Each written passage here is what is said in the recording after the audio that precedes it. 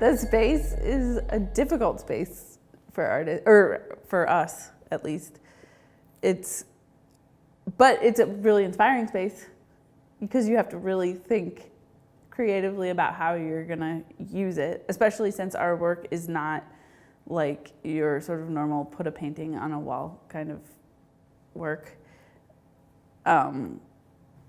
It's intense. It's like a weird it's mall. Really intense. And we don't normally use so much natural light. So, and then like obviously that main space is like huge. So it was like rethinking. I mean, that's one of the reasons why we were like, oh, this is perfect. I mean, we've always made sculptures alongside the movies and movies alongside the sculptures.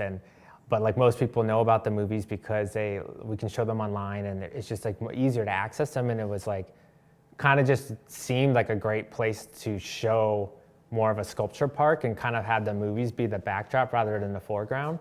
And it's been a while since we've really shown like just sculpture. And the space felt like a mall or a park or an office building rather than a gallery or a museum space. And we kind of wanted to let that be the vibe. Our initial approach was skate park forms, but then taking those skate parks like a cat toy though. A cat, yeah, and bringing them inside, like turning them into a domestic space rather than a public space, and kind of altering your normal, well, I wouldn't say normal, but altering your normal approach to how you would display a sculpture, taking it out of that like white space that is typical for sculptures. Well, we always make sculptures being excited about the fact that they might be in someone's living room. Yeah. Because it's like we don't really care to see them in a big cement white cube. It's like fun to see it next to a fireplace or in someone's bedroom. Like thinking about how people live with sculpture and like as a pet. Painting. Yeah. Yeah.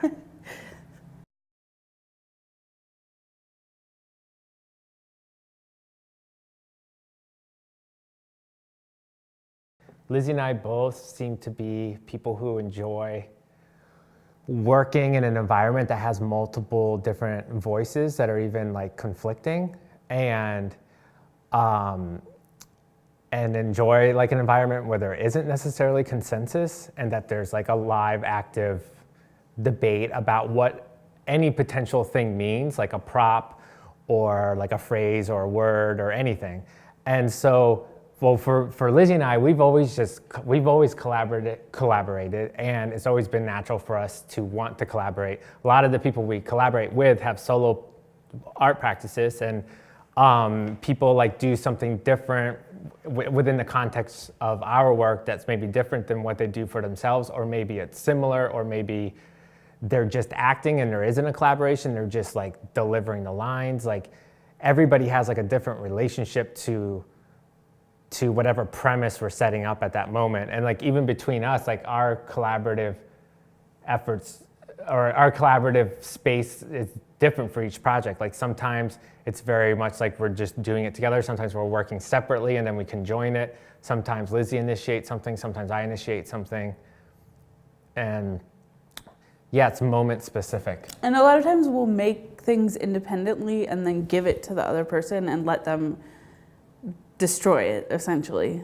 There's a lot of like creation and destruction in the process of collaborating, I would say. Yeah. And like with the sculptures, you know, sometimes it's a very loose assignment that like somebody is given and then they interpret it. And sometimes it's very specific, like with some of the really early figures that are from the I Smell Pregnant show. Lizzie and a collaborator of ours named Brian McElligott came up with this idea to have figures throughout the sculpture show that kind of acted as bridges between the audience and the sculptures themselves. And so we, each one of our friends that we were working on the show with, like made a figure, and like the only assignment was just to make a figure. So like Brian McElligott made the Abraham with the long arm, and like, you know, we talked about the content around it and stuff, but it was like really a very interpretive assignment. Like Jesse Greenberg made Mango Lady and Rhett LaRue made Mother. And but then in like another sense, like say like It's Over, Be More Gay, like we actually asked Brian McElligott to make a baby holding the camera in a very specific way, but then he chose all the like sort of like how the baby was made and like nuances, the textures and stuff. So it's, and sometimes someone will make something and we cast it into the art that we're working on, like almost as if it's the same as like a store-bought element. Yeah.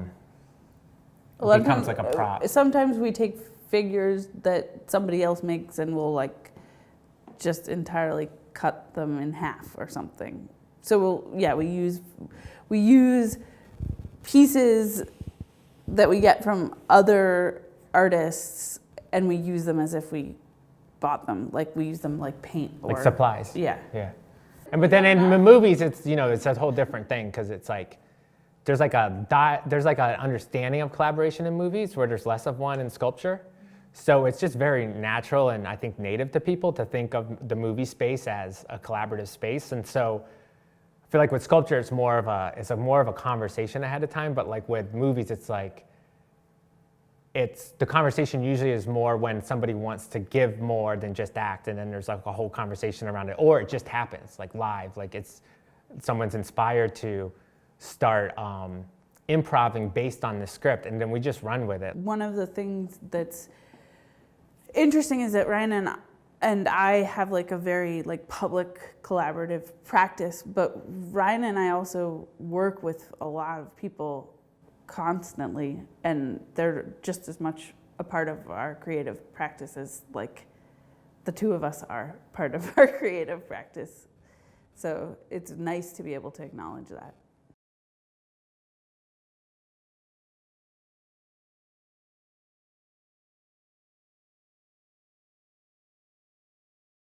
We do a lot of conceptual shopping. And so when we lived in New Orleans, Lizzie worked for a Mardi Gras float making company and learned a whole bunch of float making techniques that were for like outdoor floats. And we've kind of like been running with a lot of the stuff Lizzie learned during that job for a long time. That's what the paper mache technique that we use is not like really actually just, it's not paper mache necessarily, but it is. And then our friend Jesse Greenberg was a sculptor mate, so he taught us about all these plastic, anyways, it's kind of like every sculpture is an idea. We think of it as like a script or a character or a personality or a premise or a scenario. And we don't really think of them necessarily as sculptures. They're like, They're like lines of a poem. Yeah, they're like three-dimensional, poemscapes or something. And so when we're buying stuff, we're thinking of the way the object might resonate in culture and like the rhetoric around that object and like the way the conceptual position that object might have at that moment in time when we make it. Because it's interesting as we like have older and older work how so a particular piece of content meant in 2009 is so different than what it means in 2014. And it's like for something then to live and glean new meaning and grow new content and new rhetoric because the times change is like really exciting and horrifying, because one of the things that I think inspires us the most is the way language is used in culture. And so then that being something that inspires us the most, it's also funny how it like also turns on the work itself as it grows. So when we're like buying something to use, and then sometimes we buy it like we would try to pretend that we don't know what it's for, and it's like, well, what would you use this for if you didn't know what it was for? And it was like the form itself becomes like an idea outside of its initial intention, and then we like try to like merge the body with like the ideas around the body that sort of make up like a personality trait or like a identity. We don't usually use the word identity because I feel like it's more like character or personality, and it's like this idea of like a fluid, temporary, accessible palette of tools like software or filter. Mm-hmm. Character formation rather than identity. Yeah.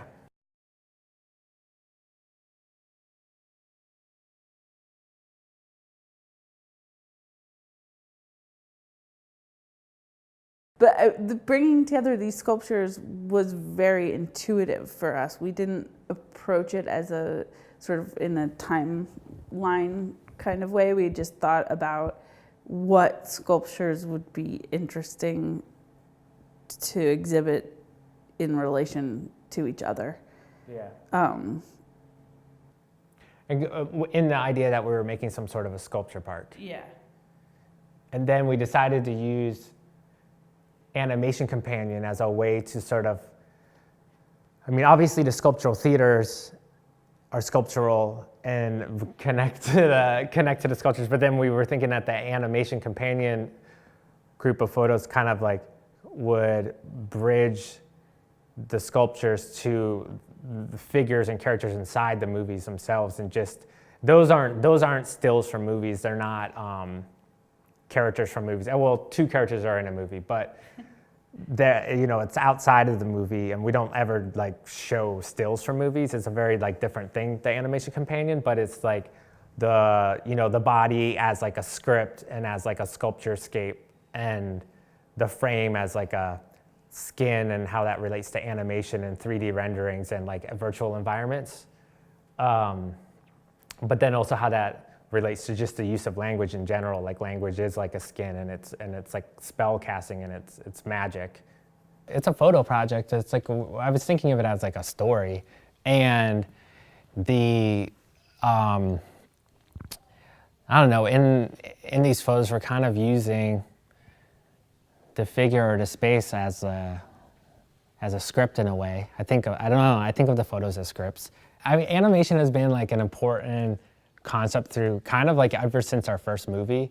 It's like we often use that the animated content and the idea of animation more conceptually than it as like when someone thinks of like animation, we use it to talk about like automation, domestication, sort of like, you know, the way sort of language is used as like a costume or like a character development, and just the sort of the interface or the filtering of reality. And so we're using it in all those different ways, and we often go back to like the very basic understanding of animation as, you know, something that is somehow controlled, that's like a proxy, and it's somehow controlled by these outside sources to do something.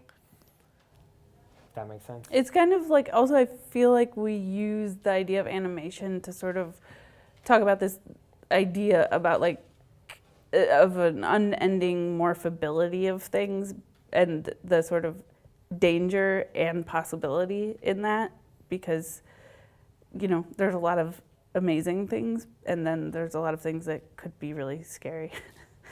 When you put a painting on a wall, a painting is still a physical object, and so when we were framing these things, we were thinking a lot about how to bring the sculptural aspect of what a painting is into the space of like a photo or an image. I mean, I don't even think of them as photos. I just think of them as images, because that's what they are. They're not. I mean, some of what is in them comes from a photographic process, but it's not nearing a photograph in a lot of ways. Also, the way that the frames are skinned is like a direct reference to texturing and skinning in 3D animated software, and sort of using that like 3D mapping. Well, there's like in the movie we made Temple Time, there was this idea that there was like a layer of the temple that was sort of containing or like squatting like a national park, so that not everyone could see, but it was like somewhat of a virtual environment. And the tickle animals were kind of like cartoonified wildlife, and like extinct animals that have been cartoonified, Disneyfied, turned into sort of proxies of their original state, and they're like domesticated. Yeah, and where like sort of evolution and like our memory of evolution isn't like it's more of like an inventive space than any sort of like linear like grand narrative.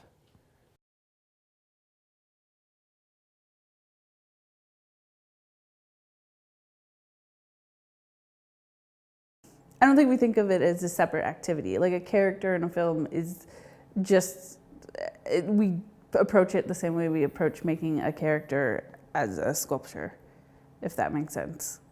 Yeah, but I don't think we sit there and think that we're doing the same thing either. Yeah. It's like a different outlet for a different way of, I mean, because, you know, when we're making a character in a movie, just what we buy for the accessories or the way makeup's used and the wigs and the way we allow, a lot of times like the accents that are used or body language is often very much a collaboration with the performer. So all that negotiation, it seems like similar things happen when you're like arranging props and I don't know, where ideas meet, that's like, I feel like the area that. It's similar, but it's static, and you have to just accept that it's static. Yeah.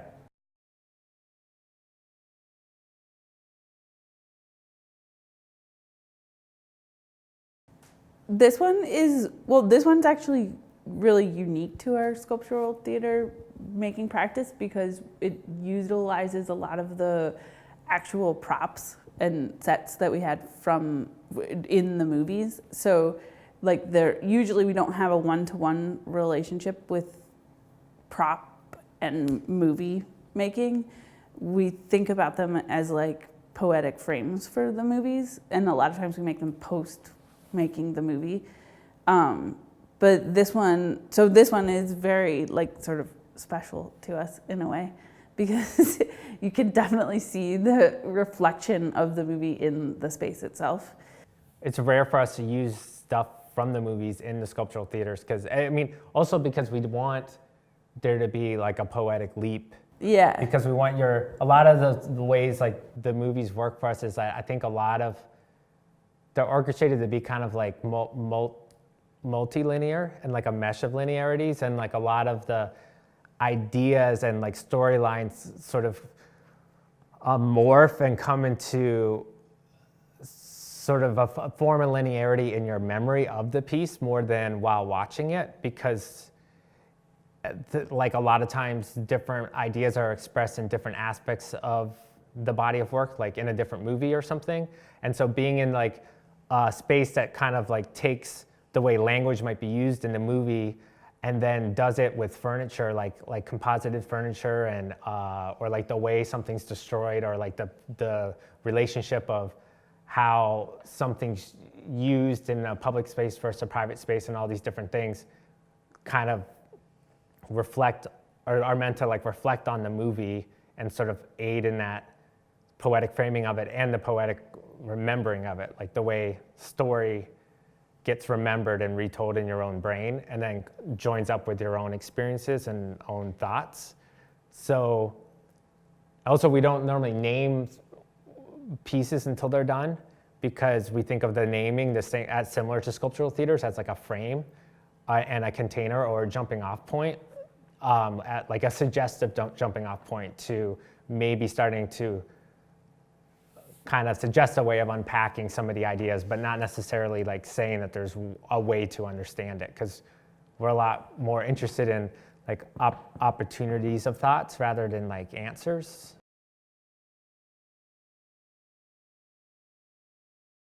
Well, almost all of our installations have some sort of an ambient soundtrack. We call it that because we often, well, we started making them first for the sculptural theaters because we had like headphones, but we didn't want, when people took the headphone, we didn't want to take people out of the space by taking the headphones off, and we wanted people to be able to watch the movie in this way that was just like formal and alongside the sculptural environment. So the ambient sound was sort of meant to be a lubricant in a lot of ways, and we were taking cues from the way audio is used in lobbies or in elevators or in malls as sort of like a background, it's like psycho space, so that you're like in the same environment as the content.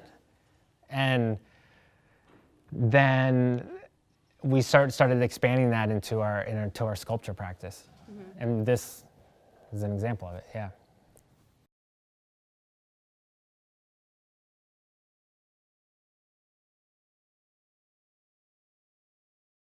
I think it inspires like all sort of layers of what we do together. Because even when I'm starting to write scripts, I feel like you're often doing the same thing with forms and physical things that we're starting to think about for sets and for wardrobe and stuff. But yeah, like the beginning of the movie's process usually starts with some sort of like an idea that starts getting pivoted around, like with Iberia, which we had the soundtrack of Iberia playing here with some of the sculptures that we made at that time that are all plucked from Jamie's area, which is like the end of Iberia. They're sort of in some sort of a gaming system or some sort of like of an environment that's called Jamie's area. Was obsessed with adoption at the time, and not just adoption like people adopting kids, but also just the adopting a culture or adopting an idea. And we were talking earlier about how like being from in the Midwest, it's like you have this, growing up there, you have this like sense that you don't have culture, and that like everything there is like sort of farmed in, and it's like cultures from other places. And then you get this really weird skewed sense of things that are very like an echo or like a vomit version of something, and it's far from the original.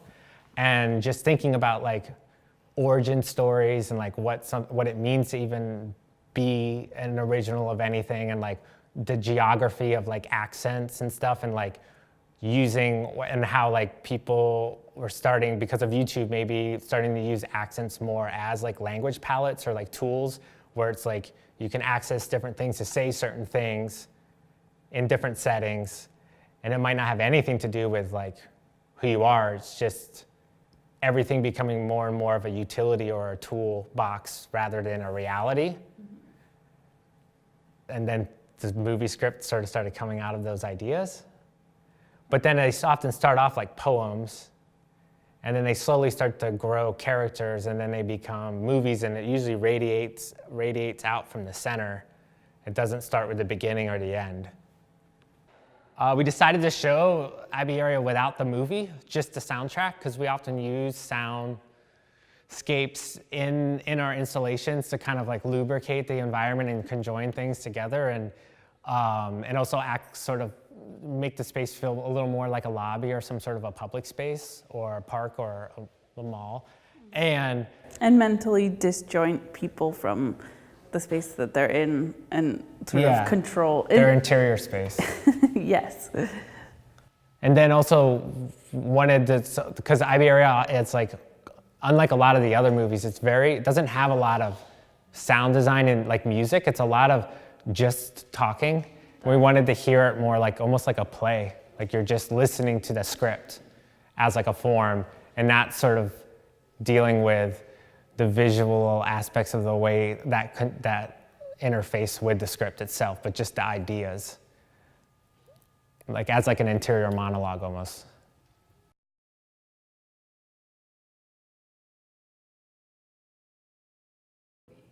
A lot of them arrived out of the movie, but then we did a lot of alterations post the movie, because, I mean, as we were talking about in the other sculptural theater, we're really interested in the way that kind of the resonances of how the sculptural objects that we use in the movie can then change how you think about what the work is post the work, if that makes sense. So like another way of saying it would just be to be like a poetic frame for how you're hearing or thinking about the movies themselves.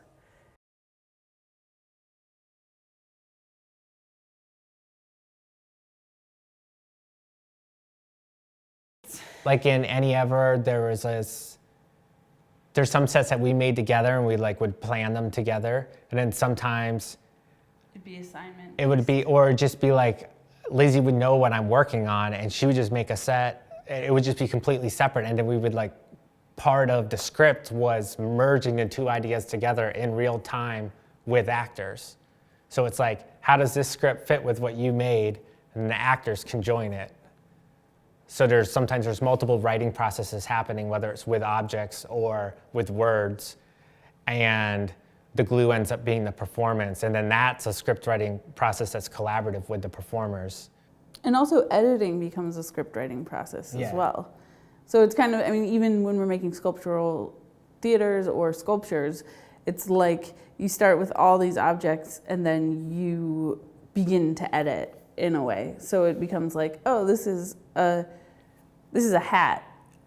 And you use that word hat as a thought. But then if you like turn the hat upside down and put it underneath something, then what does it become?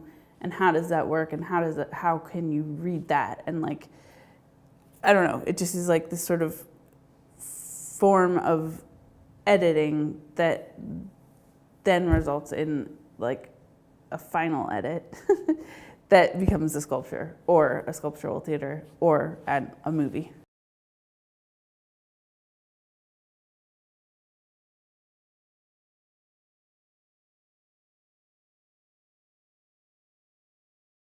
I mean, I think that it's the world we live in right now, and there's no way to avoid that, and there's no way to not address that. Even not addressing technologies, addressing it in some way. It's a choice that you have to make around how you're utilizing it, no matter what. I think with technology work, it's often exciting the way technology affects behavior in a way like behavioral languages and the way people talk about things changes in relationship to consumer technology and like the way cameras work. And you know, once the video camera started having like a flip screen, like even before like cell phones could do video, it's like the consumer cameras had the flip screen where you could film yourself.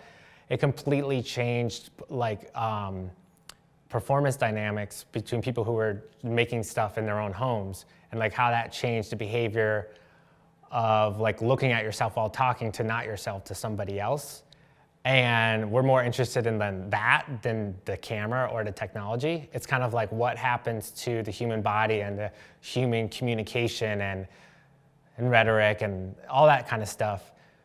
So like with social media, it's like we're not interested in like, so we're not referencing social media, but we are referencing the way it's changed us and changed language and the way then we experience things differently in the physical world and how the two things are like merging and like sort of like co-inhabiting each other and affecting each other.